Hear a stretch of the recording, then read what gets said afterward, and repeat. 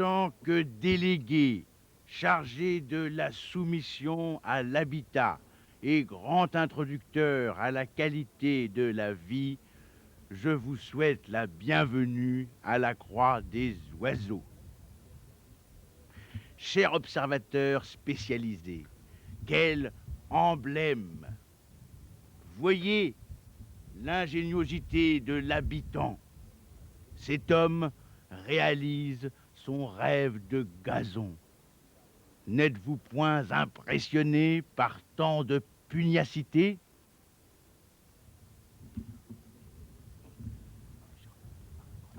J'introduis maintenant Marie-Charlotte de Paris Première. Merci, monsieur le chargé de la soumission. Nous sommes bien au Festival d'Avignon, où dans ce quartier de la Croix des Oiseaux, la compagnie Ilotopie a pris ses quartiers d'été dans cet immeuble désaffecté. Un immeuble qui nous réserve bien des surprises. Je vous propose de monter les quelques 6 étages, je crois, au cours de ce quart d'heure d'émission. Mais pour le moment, place aux 2 spectacles d'ouverture de ce festival. Il y avait Philippe Cobert et son roman d'un acteur en 11 épisodes, et Don Juan de Molière, présenté par la Comédie Française dans la cour d'honneur du Palais des Papes, un Don Juan mis en scène par Jacques Lassalle et dont le rôle titre est joué par Andrzej Severin. A tout à l'heure dans cette tour de la Croix des Oiseaux. Enfin, il n'est rien de si doux que de triompher de la résistance d'une belle personne. Et j'ai sur ce sujet l'ambition des conquérants qui volent perpétuellement de victoire en victoire et ne peuvent se résoudre à borner leurs souhaits. Il n'est rien qui puisse arrêter l'impétuosité de mes désirs. Je pense que Don Juan est dangereux parce qu'il est vrai, parce qu'il est authentique.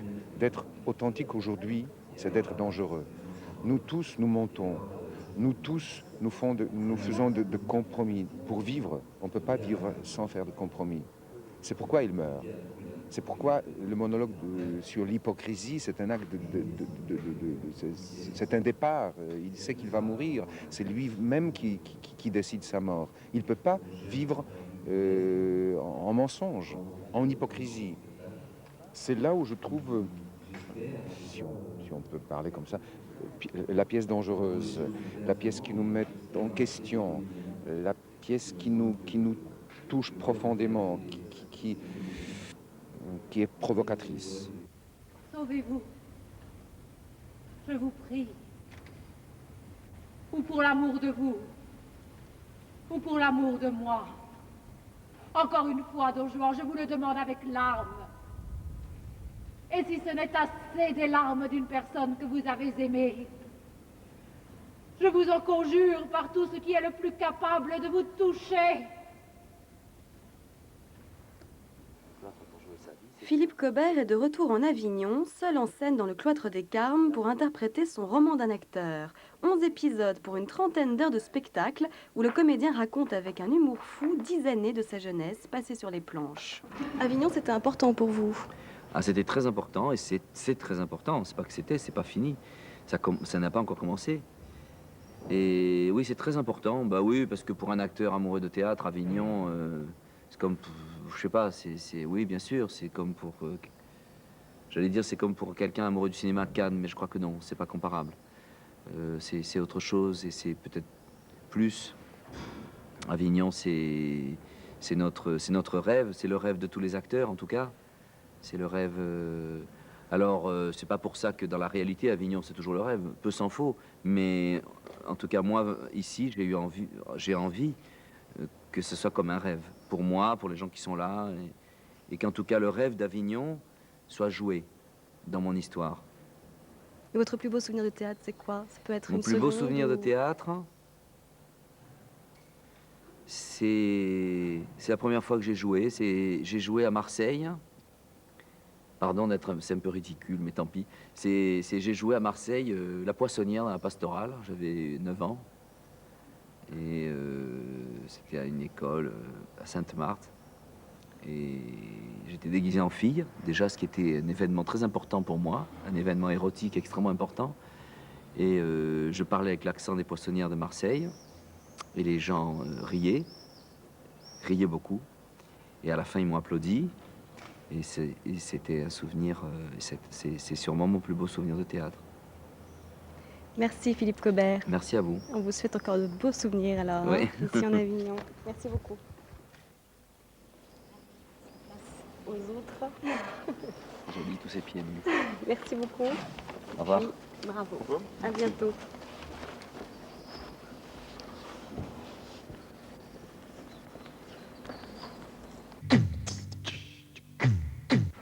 À quelques minutes du centre-ville, la compagnie Ilotopie a élu domicile dans une tour HLM désaffectée pour présenter son champ d'expérience premier.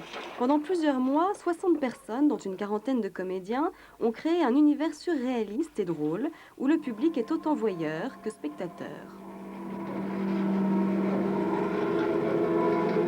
Donc le public monte petit à Dans petit cette tour. les étages de cette tour. C'est ça. Le seul fluide, c'est le public. C'est-à-dire que les acteurs sont dans des lieux, dans des anciens appartements, et ils invitent en fait des spectateurs à des rencontres, à des entretiens. Alors, vous me disiez tout à l'heure, surtout pas d'histoire dans ce spectacle. Vous offrez en fait des images. Voilà. Nous, on a toujours été des gens sans histoire, et là, c'est simplement de la matière à imaginaire. On pense que le public est assez adulte pour fabriquer une histoire lui-même, et personne ne fabrique la même histoire. Alors nous, on nourrit, on n'arrête pas de nourrir d'imaginaire, comme ça, le public qui vient voir ce spectacle. Nous, on existe depuis 12 ans, Ilotopie, c'est une compagnie déjà ancienne. On a toujours travaillé dans des espaces extérieurs, pas forcément la rue, on n'est pas forcément une compagnie de rue, on travaille dans des autobus, on a un spectacle qui s'appelle l'autobus, où on emmène les gens en bus, le spectacle est dans le bus. On avait fait PLM, un palace où on avait offert à une population. Le palace tous à les loyer petits- modéré. Le PLM, le palace à loyer modéré. On a fait une population comme ça, les petits déjeuners au lit pendant une semaine. Et, tout ça. Et donc on travaille par thème comme ça, et on n'est jamais dans le face-à-face théâtral traditionnel d'un lieu culturel, où on met bien sagement un public d'un côté et des acteurs qui ont quelque chose à dire de l'autre. D'abord, nous, on n'a rien à dire en fait. Comme on est un groupe de base de 15 personnes, on n'est jamais d'accord. Donc c'est pour ça qu'on ne fait pas d'histoire, parce qu'on ne serait jamais d'accord sur une idéologie. Vous pensez que le théâtre traditionnel est usé? Mais c'est un public qui ne nous intéresse pas beaucoup, c'est le public du théâtre traditionnel qui est usé. On pense que par rapport à la télévision, par rapport à tous les médias qui sont eux en mouvement, il faut des images théâtrales très vivantes et très très fortes. Et on est toujours en deçà de l'actualité de toute façon.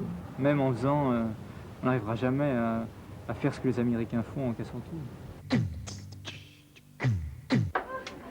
Alors vous allez balayer de droite à gauche en essayant de coordonner par rapport au pied. Voilà. Imaginez-vous guidé par un aveugle dans l'obscurité la plus totale où les bruits de la ville sont comme autant d'obstacles. C'est le parcours proposé par Dark Noir, une expérience renouvelée au gymnase Aubanel après le théâtre de Chaillot l'année dernière.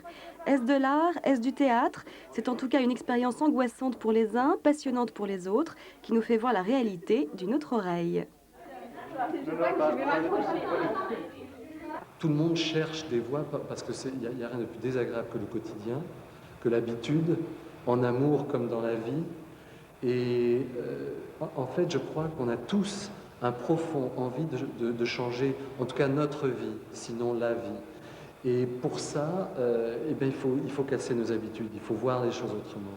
Et en s'impliquant nous-mêmes dans des expériences qui sont en dehors de l'habitude, eh bien, on retrouve un sens de l'émerveillement et on retrouve un choc qui nous permet de se dire, ben, finalement, tiens, la réalité peut être autre chose que de se brosser les dents, prendre le métro, aller bosser et puis revenir, ou d'aller au spectacle. Je crois on a envie de changer. Moi, je suis convaincu que si on veut changer le monde, changer la réalité, changer la vie, aujourd'hui, ça ne peut passer que par une diminution de l'échelle de notre compréhension des problèmes sur lesquels on peut agir. J'ai l'impression qu'on a tous besoin de retrouver le fait que notre action individuelle, sociale, effective, elle passe par une action sur notre environnement immédiat, auprès des gens qu'on côtoie, et c'est de notre comportement quotidien qu'il s'agit. C'est lui qu'il faut changer si on veut changer la vie. Avant de continuer ce périple à travers ce champ d'expérience premier de la compagnie Ilotopie, je vous propose de découvrir les travaux de deux femmes metteurs en scène, ou deux femmes metteuses en scène, comme dit l'une d'elles. Il s'agit de Sophie Loukachevski avec Mon Pouchkine et de la première mise en scène de Edith Scobb à partir du texte de Philippe Mignana, Où vas-tu, Jérémie? Et nous, on continue à se balader. Merci l'homme escalier. Au revoir. Vous aurez des diarrhées, des ulcères cutanés. Courez à la pharmacie. Achetez de la glucantine. Mais les pharmacies sont dévalisées. C'est amusant d'avoir un auteur vivant qui assiste aux répétitions parce que le texte bouge en fonction des acteurs. Il peut y avoir des modifications. Il y a Genco Erkal qui est un comédien turc. À un moment, il fait un petit monologue en turc. Et vous avez l'auteur sous la main, là, et pour l'auteur est sous la main. Participer. L'auteur a beaucoup travaillé. Mais moi, je trouve ça bien, enfin, ça dépend des pièces, mais je trouve que beaucoup de pièces n'ont pas leur point final quand elles n'ont pas été traversées par le corps des acteurs, la voix des acteurs, le souffle des acteurs et le désir du metteur en scène. Ils arrivent. Dès qu'ils sont piqués, on est en danger de mort. Je suis en danger de mort. Ils m'ont piqué. Comme cette pièce parle beaucoup de la mort, je pensais que c'était intéressant d'avoir cette espèce de lieu qui est aussi bien un lieu abstrait, on peut marcher dessus, ça peut être la mer, ça peut être le désert, ça peut devenir très figuratif, on sort un vêtement.